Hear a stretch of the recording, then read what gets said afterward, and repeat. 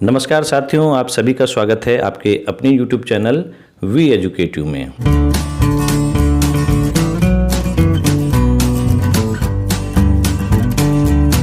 साथियों, वर्ष 2024 हेतु जो उत्तराखंड बोर्ड की हाई स्कूल एवं इंटरमीडिएट की परीक्षाएं संपादित होनी हैं, उसमें जो परीक्षार्थी हैं उनके फॉर्म्स को ऑनलाइन भरने का विकल्प उत्तराखंड विद्यालय शिक्षा परिषद रामनगर बोर्ड की ऑफिशियली वेबसाइट पे खोल दिया गया है। तो इसमें कुछ इस बार सरलीकरण भी किया गया है, कुछ सरल प्रक्रियाएं अपनाई गई हैं जो पिछले वर्ष से थोड़ी आपके लिए और आसान हो जाएंगी। तो आज की वीडियो में हम स्टेप बाय स्टेप ये आपको पूरे प्रोसेस बताने वाले हैं कि इस बार आप हाई स्कूल एवं इंटरमीडिएट के परीक्षार्थियों के ऑनलाइन फॉर्म को किस प्रकार से भर पाएंगे। साथ ही इसमें कुछ आपको स्पेशल कंडीशंस भी देखने को मिलेगी, तो उन पूरे डाउट्स को हम क्लियर करेंगे। मसलन जैसे कोई विद्यार्थी आपके विद्यालय में कक्षा 9 में अध्ययनरत था या 11 में अध्ययनरत था, लेकिन किन्हीं कारणों से वो किसी अन्य स्कूल में शिफ्ट होकर कक्षा 10 या 12 में प्रवेश ले लिया है, तो आप अपने विद्यालय से उसको किस प्रकार से रिमूव करेंगे ताकि जिस विद्यालय में उन्होंने प्रवेश लिया है वहां पर उनको सम्मिलित किया जा सके। इसी प्रकार कोई विद्यार्थी यदि कक्षा 9 या 11 में फेल हो गया है, तो जो पिछले वर्ष उनके ऑनलाइन फॉर्म भरे गए थे पंजीकरण के कक्षा 9 या 11 के, तो ऑटोमेटिकली ही वो कक्षा 10 और 12 के डैशबोर्ड में यहाँ पर आपको दिखाई देंगे। तो उनको किस प्रकार से आप रिमूव करेंगे, ये सारी जानकारी हम इस वीडियो के माध्यम से आपको देना चाहेंगे। लेकिन हमारा सभी साथियों से निवेदन रहेगा कि इस वीडियो को देखने के साथ ही साथ कृपया हमारे इस चैनल को सब्सक्राइब करके अवश्य रखें तथा बेल आइकन के ऑल में जाके भी क्लिक करें ताकि आने वाले जितने भी अपकमिंग वीडियोस हैं उनकी नोटिफिकेशन आपको सबसे पहले मिल पाए और आप उन महत्वपूर्ण वीडियोस का लाभ उठा पाएं। तो चलिए वीडियो स्टार्ट करते हैं, जानने का प्रयास करते हैं कि आप उत्तराखंड विद्यालय शिक्षा परिषद की ऑफिशियली वेबसाइट में लॉगिन किस प्रकार से करेंगे और उसके पश्चात स्टेप बाय स्टेप आप जो छात्र छात्राएं हैं कक्षा 10 के या 12 के, उनके फॉर्म को ऑनलाइन किस प्रकार से फिट कर पाएंगे। तो चलिए आपको सीधे कंप्यूटर स्क्रीन पे ले जाते हैं। बोर्ड परीक्षार्थियों के फॉर्म को ऑनलाइन भरने के लिए आपको अपने पीसी या लैपटॉप के गूगल क्रोम सर्च बार में टाइप करना होगा ubsc.uk.gov.in। तो इसको आप जब सर्च बार में सर्च करते हैं तो यहाँ पर आपके सामने उत्तराखंड विद्यालय शिक्षा परिषद रामनगर की वेबसाइट खुल के सामने आ जाती है। इसमें आप देखेंगे दाईं तरफ आपको कई ऑप्शन दिखाई देंगे। एक जगह आपको बोर्ड एग्जामिनेशन दिखाई देगा, इसमें आपको क्लिक कर देना है। क्लिक करने पर आपको स्क्रॉल डाउन करके नीचे आना है और यहाँ पर आपको एक लिंक दिखाई देगा URL का, इस पर आपको क्लिक कर देना है। भले यहाँ पर अभी 2023 लिखा गया है, ये गलती से लिखा गया है, इसको 2024 होना चाहिए था। जैसे आप इस लिंक पे क्लिक करते हैं, यहाँ पर आपके सामने एक पेज खुल जाता है जिसमें exam application form 2024 for class 10th and 12th के लिए बोला जाता है। इसमें लॉगिन करने का प्रोसेस आप भली भांति प्रकार से जानते ही हैं। पिछले वर्ष की बात ही आपको इसमें लॉगिन करना है, यूजर आईडी और पासवर्ड आपको रखना है और इसके बाद कैप्चा कोड। पिछले वर्ष लॉगिन करते समय कैप्चा कोड कुछ अजीब से आते थे, लेकिन इस बार इन्होंने इसमें संशोधन कर दिया है, तो ये कैप्चा कोड अब स्पष्ट दिखाई देते हैं। तो यहाँ पर हमने यूजर आईडी पासवर्ड भी भर दिया है, कैप्चा कोड भर के हम इसको लॉगिन कर देते हैं। तो जैसे हम लॉगिन करेंगे आपके विद्यालय का यहाँ पर एक डैशबोर्ड खुल जाएगा जिसमें आपके विद्यालय की पूरी डिटेल यहाँ पर दिखाई देगी। इसमें आपका यूडाइस कोड भी दिखाई दे जाएगा, इसमें आपके प्रधानाचार्य का भी नाम दिखाई दे जाएगा, परीक्षा प्रभारी का नाम भी दिखाई दे जाएगा और कार्यालय सहायक लिपिक का नाम भी दिखाई दे जाएगा। ये पिछले वर्ष का डाटा के आधार पर ही यहाँ पर प्रीफिल्ड दिखाई दे जाएगा। यदि आपके विद्यालय के प्रधानाचार्य चेंज हो गए हैं तो उसको आप एडिट करके बदल सकते हैं उनके नाम को। इसी प्रकार यदि परीक्षा प्रभारी जो पिछले वर्ष थे वो इस वर्ष नहीं है तो उनका नाम भी चेंज कर सकते हैं और जो कार्यालय सहायक है लिपिक हैं उनका नाम भी आप चेंज कर सकते हैं। और यहाँ पर ये जो शुल्क है उसका विवरण पूछा जाता है, कुल परीक्षार्थियों की संख्या पूछी जाती है हाई स्कूल में और इंटरमीडिएट में, और उनका जो शुल्क लगा है वो पूछा जाता है कितना रुपया शुल्क लगा और चालानों की संख्या। तो इसको भी आप एडिट कर सकते हैं क्योंकि ये पहले पिछले वर्ष का प्रीफिल्ड डाटा होगा, इसको आपको एडिट करना होगा। तो यदि प्रधानाचार्य सेम वही हैं जो पिछले वर्ष थे तो इसको आपको छेड़खानी करने की कोई आवश्यकता नहीं है। जहाँ जहाँ संशोधन अपेक्षित है वहाँ वहाँ आप संशोधन कर सकते हैं। अब यहाँ पर हाई स्कूल में जो परीक्षार्थियों की संख्या है, जो आपके विद्यालय में परीक्षार्थी हैं वर्तमान समय में हाई स्कूल में रेगुलर संस्थागत छात्र, उनकी यहाँ पर संख्या लिख देंगे। उसके आधार पर ही जो उनका शुल्क बनता है उस शुल्क की राशि को यहाँ पर अंकित कर दिया जाएगा और चालानों की संख्या को अलग से यहाँ पर मेंशन कर दिया जाएगा। इसी प्रकार इंटरमीडिएट के छात्रों के लिए भी है कि कुल परीक्षार्थी कितने हैं, उनका जो शुल्क का विवरण है उसकी राशि को अंकित कर लेंगे और उसके बाद चालानों की कुल संख्या। इन सब डिटेल्स को भरने के पश्चात सबसे नीचे सबमिट फी डिटेल का ऑप्शन आता है जिसमें आपको क्लिक कर देना है, तो ये डाटा पूरा सेव हो जाएगा। उसके पश्चात आपको प्रिंट का कमांड दे देना है। प्रिंट कमांड देने के बाद इसकी हार्ड कॉपी आप अपने पास सुरक्षित रख दें और इसको PDF में भी सेव कर दें। तो यहाँ पर आप देख सकते हैं, यहाँ पर प्रिंट का कमांड हम दे देंगे। तो ये पहला चरण आपका पूरा हो जाता है बोर्ड परीक्षार्थियों के विवरण को भरने का। सबसे पहला कार्य ही आपका ये है कि परीक्षा शुल्क जो है और कितने चालान लगे हैं उसका विवरण आपको देना है। प्रधानाचार्य हो गए या लिपिक हो गए या फिर परीक्षा प्रभारी हो गए, यदि उनके नामों में संशोधन है, फ़ोन नंबर्स में संशोधन है तो उनको आप कर दें। अब इस डैशबोर्ड के बाईं तरफ आपको हाई स्कूल न्यू और इंटरमीडिएट न्यू का ऑप्शन दिखाई देता है और इसमें विद्यार्थी डाटा का ऑप्शन दिखाई देता है। तो यहाँ पर हम हाई स्कूल से शुरुआत करते हैं। यहाँ पर सबसे पहले हम विद्यार्थी डाटा में क्लिक कर देते हैं। तो जैसे हम विद्यार्थी डाटा में क्लिक करते हैं, यहाँ पर जो आपके कक्षा 9 के छात्र छात्राएँ थी जो कि 10th में आ गए हैं, उनका ऑटोमेटिकली ही यहाँ पर नाम प्री फिल्ड लिखा हुआ आ जाता है। ये आप देख सकते हैं, जब आपने कक्षा 9 में इनका रजिस्ट्रेशन किया होगा तो ये ऑटोमेटिक यहाँ पर 10th में जनरेट हो गए हैं। हो सकता है इनमें कुछ छात्र छात्राएँ फेलियर भी हों, हो सकता है वो कहीं और ट्रांसफ़र भी हो गए हों, तो उनको भी हम एक एक करके यहाँ पर शॉर्ट आउट करेंगे। तो हाई स्कूल के मामले में सबसे पहले हम ऐसे विद्यार्थी का चयन करते हैं जो कि कक्षा 9 में आपका रेगुलर विद्यार्थी था और जो पास आउट होकर क्लास 10th में आपके विद्यालय में ही अध्ययनरत है।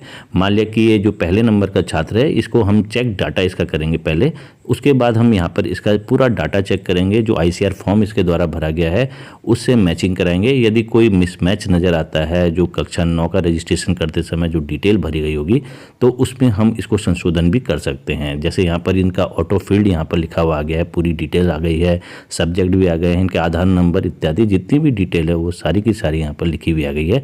लेकिन ये जो डिटेल है ये कक्षा 9 में जब रजिस्ट्रेशन फॉर्म भरा होगा ऑनलाइन, उस समय की डिटेल के आधार पर है। और जो ICR फॉर्म भरा जा रहा है उसको भी आपको देख लेना है कि उसमें और इसमें कोई भिन्नता तो नहीं है। यदि भिन्नता है तो एडिट का बटन का ऑप्शन यहाँ पर दे रखा है, उससे आप इस भिन्नता को दूर कर सकते हैं। ICR फॉर्म से बिल्कुल मैचिंग इसकी होनी चाहिए।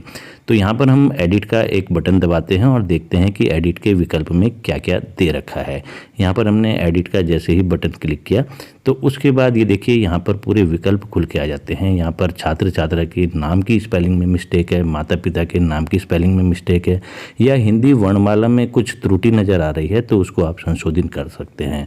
इसी प्रकार से यदि इनकी कास्ट में कुछ आपको मिसमैचिंग लग रही है तो आप यहाँ पर कास्ट भी चेंज कर सकते हैं, SC ST जनरल OBC या अन्य। तो यहाँ पर फिलहाल इनकी जनरल कास्ट है तो हमने इसको जनरल कास्ट में ही रखा। इसके अलावा यहाँ पर आप जो इनकी डेट ऑफ बर्थ है वो भी चेंज कर सकते हैं। यदि डेट ऑफ बर्थ थोड़ा सा मिसमैच होती है तो उसको भी आप यहाँ पर चेंज कर सकते हैं।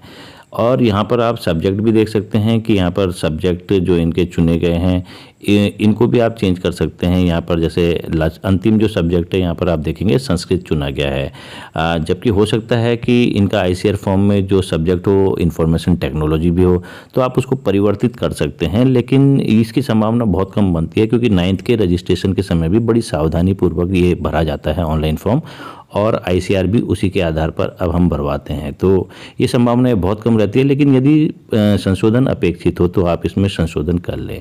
इसीलिए हम बार बार कह रहे हैं कि ICR फॉर्म से इनकी मैचिंग अवश्य करा दें। जो ये प्रीफिल्ड डाटा दिख रहा है इस छात्र छात्रा का, तो यहाँ पर हो सकता है इनकी फ़ोटोग्राफ्स यदि टेढ़ी आ रखी हो तो उसको आप मूव कर सकते हैं लेफ़्ट राइट करके। फोटोग्राफ्स को आप क्रॉप भी कर सकते हैं और यहाँ पर सिग्नेचर को आप दोबारा से अपलोड भी कर सकते हैं। उसके बाद जब आप अपडेट करते हैं तो इसका जो अपडेशन होता है सक्सेसफुली हो जाता है और यहाँ पर डन लिखा हुआ आ जाता है, ये देखेंगे आप। तो उसके बाद जो करंट स्टेटस सबसे दाईं तरफ आपको दिख रहा होगा संबंधित छात्र के नाम के आगे, उसमें चूंकि ये कन्फर्म है कि 9 से पास आउट होकर 10th में और इस समय वर्तमान में बोर्ड परीक्षा का अभ्यर्थी है, तो इसमें आपको ओके कर देना है। तो जैसे आप ओके करते हैं ये डन हो जाता है और इसका रजिस्ट्रेशन सक्सेसफुल हो जाता है। यहाँ से इसका नाम हट जाता है और ये रजिस्ट्रेशन के नामों में जुड़ जाता है। अब मान लिया कोई छात्र ऐसा है जो कक्षा 9 में है या कक्षा 11 में है और वो फेल हो गया था, वो पास नहीं हुआ था, तो ऑब्वियसली वो कक्षा 11 में ही रहेगा, आपके विद्यालय में होगा या फिर कहीं अन्यत्र चला जाएगा। लेकिन यदि वो आपके ही विद्यालय में और फेल हो गया है तो उसको भी कक्षा 12 की लिस्ट से हटाना आवश्यक है। तो यहाँ पर ये सबसे राइट साइड में जो करंट एक्शन है उसमें फेल का ऑप्शन भी आता है चूज़ करके। तो ये फेल का ऑप्शन जैसे आएगा सबसे दाईं तरफ आपको डिलीट का ऑप्शन दिख जाएगा रेड कलर के बॉक्स में। तो आर यू श्योर पूछता जाता है तो इसको आप डिलीट कर दें क्योंकि आप कंफर्म है कि कक्षा 11 या कक्षा 9 में फेलियर है। तो जैसे आप इसको डिलीट का ऑप्शन करेगा, इसके नाम यहाँ से हट जाएगा। या तो क्लास 10th में यदि ये दिख रहा है तो वहाँ से हट जाएगा, और क्लास 12th में भी दिख रहा है तो वहाँ से भी हट जाएगा। इसी प्रकार किसी एक अन्य छात्र का भी हम यहाँ पर नाम डिलीट करके बताते हैं। जैसे यहाँ पर ये अर्जुन सिंह रावत कोई छात्र है, तो ये भी फेलियर हैं कक्षा 11 के, ये 12वीं में नहीं जा पाए, लेकिन यहाँ 12वीं में इस ऑप्शन में आ गया है, तो इसको फिर से फेल का ऑप्शन में क्लिक करके यहाँ पर डिलीट का ऑप्शन दबा देंगे। जैसे डिलीट का ऑप्शन दबाते हैं, यहाँ पर कन्फर्मेशन पूछा जाता है और इसको हम डिलीट कर देते हैं। तो जैसे डिलीट करते हैं, इसका नाम भी यहाँ से हट जाता है। तो आप कक्षा 10 की लिस्ट से या कक्षा 12 की लिस्ट से इन नामों को फेलियर के तौर पे हटा सकते हैं इस मेथड की सहायता से। अब एक कंडीशन ये भी आ सकती है कि किसी छात्र छात्रा ने कक्षा 9 या 11 आपके यहाँ से उत्तीर्ण किया और वो किन्हीं कारणों से 12वीं में एडमिशन ले ही नहीं पाया, हो सकता है उसकी अकस्मात मृत्यु हो गई हो, तो उस स्थिति में यहाँ पर जो करंट स्टेटस है उसमें आपको उसके नाम के आगे जाना है, और यहाँ पर आप देखेंगे एक विकल्प दिखाई दे रहा होगा एक्सपायर का, इसमें आपको एक क्लिक कर देना है। वैसे ऐसी स्थिति किसी छात्र छात्रा के साथ ना आए, ईश्वर न करे कि ऐसा हो, लेकिन अगर ऐसी स्थिति आती है तो एक्सपायर करके इसको डिलीट कर दें। डिलीट करने से ये होगा कि एक्सपायर के ऑप्शन में चला जाएगा और जो किसी भी विद्यालय में इसका नाम अब आगे अंकित नहीं हो पाएगा। एक स्थिति ये भी आ सकती है कि कक्षा 9 या कक्षा 11 पास आउट करके संबंधित छात्र छात्रा के पिता का स्थानांतरण कहीं और हो गया हो, या किन्हीं कारणों से उसके द्वारा किसी दूसरे स्कूल में एडमिशन ले लिया गया हो, तो उस स्थिति में आप यहाँ पर ट्रांसफ़र के ऑप्शन में जाए और उसको डिलीट कर दे, तो आपके विद्यालय से ये डिलीट हो जाएगा छात्र का नाम, और वो किसी अन्य विद्यालय में जहाँ वो अध्ययनरत होगा वहाँ पर वो उसको ऐड कर सकते हैं। उसको ऐड करने का क्या तरीका होगा ये भी हम आपको बताते हैं। हो सकता है हमारे विद्यालय में कक्षा 9 या कक्षा 11 पास आउट करके किसी अन्य विद्यालय से कोई छात्र छात्रा प्रवेश लिया हो, तो उसको ऐड कैसे करेंगे। यहाँ पर आप देखेंगे कि जो सबसे टॉप में आपको दिख रहा होगा शो ऑल, उसमें आपको क्लिक कर देना है। तो जैसे आप क्लिक करते हैं यहाँ पर एक विंडो खुल जाएगी, इसमें ऐड न्यू स्टूडेंट बोला जाता है। तो इसके विकल्प देख लेते हैं, इसमें क्या क्या विकल्प है। एक तो फेल है, एक ट्रांसफर, तो और एक विकल्प है ओल्ड यूके बोर्ड और अदर बोर्ड का। सबसे पहले हम ट्रांसफ़र के केस में चलते हैं। हो सकता है हमारे यहाँ क्लास 9th से किसी अन्य विद्यालय से पास आउट होकर कोई छात्रा या छात्र कक्षा 10 में हमारे यहाँ प्रवेश किया है, तो हमें क्या करना है, ट्रांसफर के ऑप्शन को चुन लेना है और उसके बाद जो उसका 9th का रजिस्ट्रेशन नंबर है उसको लिख के यहाँ पर ट्रांसफ़र 2023 कर देना है। लेकिन एक प्रॉब्लम यहाँ पर ये आएगी, जैसे हमने इसको क्लियर, ये एरर दिखा रहा है, रिकॉर्ड नॉट फाउंड और कैन नॉट बी ट्रांसफर्ड। ये ऐसा क्यों दिखा रहा है, क्योंकि जिस विद्यालय से कक्षा 9 पास आउट करके ये छात्र या छात्रा यहाँ पर आया है या आई है, उस विद्यालय के द्वारा जब ये यूबीएससी का पोर्टल खोला गया होगा अपने विद्यालय के आईडी से, तो उसमें हमने आपको जैसे बताया था कि करंट स्टेटस में ट्रांसफ़र के ऑप्शन में जाके उसको डिलीट करना होता है, उनके द्वारा अभी तक नहीं किया गया है। यदि वे इसको डिलीट कर दे तो जैसे हम एप्लीकेशन नंबर यहाँ पर लिखते हैं 9th की रजिस्ट्रेशन की या फिर 11th के रजिस्ट्रेशन की, तो संबंधित छात्र छात्रा का नाम हमारे विद्यालय के कक्षा 10 के डैशबोर्ड में या कक्षा 12 के डैशबोर्ड में शो हो जाता। अब यहाँ पर जो दूसरा ऑप्शन है फेल 2023, इसका ऑप्शन ये होता है कि यदि हमारे विद्यालय में ही कोई कक्षा 10 का छात्र था रेगुलर, वो फेल हो गया और वो दोबारा से कक्षा 10 में या 12 में है जो फेल हो गया, तो उसका रोल नंबर हमें यहाँ पर देना होता है। जो फेलियर का रोल नंबर है, जिस समय वो फेल हुआ उसका रोल नंबर क्या था, और ऐड न्यू फेल लिख देंगे 2003। तो जैसे हम ऐड न्यू फेल 2023 लिखेंगे उसका नाम यहाँ पर हमें शो होने लगेगा, लेकिन रोल नंबर आवश्यक है कि रोल नंबर लिखना होगा उसका आपको उस समय का। अब एक ऑप्शन यहाँ पर आता है ओल्ड यूके बोर्ड और अदर बोर्ड। हो सकता है कि हमारे ही यूके बोर्ड का कोई छात्र या छात्रा है जो 10th में है या 12वीं में, लेकिन किन्हीं कारणों से उसका कक्षा 9 में या 11वीं में रजिस्ट्रेशन नहीं हो पाया, या फिर वो किसी अन्य बोर्ड से कक्षा 9 या 11 पास करके हमारे उत्तराखंड बोर्ड में कक्षा 10 या 12वीं में प्रवेश लिया है, तो उसके ऑप्शन को जब आप क्लिक करेंगे तो यहाँ पर ये फॉर्म खुल जाता है उसके रजिस्ट्रेशन का। इसमें उसकी पूरी डिटेल्स आपको भरनी होती है। जैसे पिछले वर्ष आप रजिस्ट्रेशन करते थे, प्रत्येक छात्र का नाम लिखते थे, माता पिता का नाम लिखते थे, और यहाँ पर कुरुति देव का ऑप्शन आता था हिंदी में। ये सब कुछ आपको जैसे पिछले वर्ष आपने भरा है उसी प्रकार से इसको भरना है। इनकी फ़ोटोग्राफ्स को रिसाइज करके छोटे साइज में बनाना है, इनके सिग्नेचर ब्लैक पेन या ब्लैक मार्कर से आपको साइन करवा के उसको भी रिसाइज करना है और उसको भी अपलोड करना है। जो फॉर्मेलिटीज़ पिछले वर्ष न्यू रजिस्ट्रेशन के समय आपने कक्षा 12 के लिए की थी, वही फॉर्मेलिटीज़ यहाँ पर इस प्रकार के छात्र छात्राओं के लिए करनी है जो अदर बोर्ड से आए हैं या फिर वो हमारे ही बोर्ड के थे लेकिन किन्हीं कारणों से उनका रजिस्ट्रेशन कक्षा 9 में या 11वीं में नहीं हो पाया था।